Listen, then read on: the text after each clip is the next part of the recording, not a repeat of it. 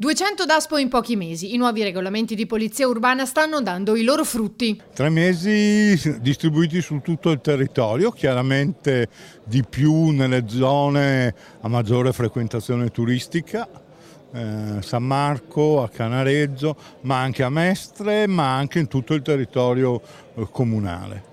È l'impegno all'applicazione del nuovo regolamento di polizia e sicurezza urbana per garantire la civile convivenza in città e dare segnali importanti.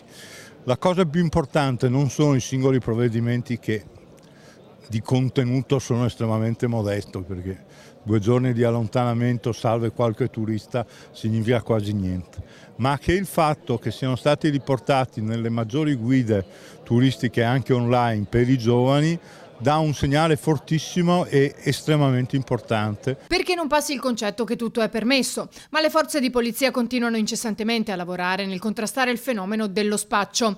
Dopo l'arresto avvenuto mercoledì a Mestre di un noto pusher, i carabinieri hanno denunciato un altro spacciatore, un 32enne tunisino trovato con 10 dosi di cocaina preconfezionate pronte per essere spacciate e 500 euro in contanti ritenuti provento dell'attività di spaccio. Ma è guerra anche ai venditori abusivi. Ormai è quasi quotidiano, siamo arrivati a fare ad oggi mi pare 73-74 arresti tra borseggiatori e spacciatori.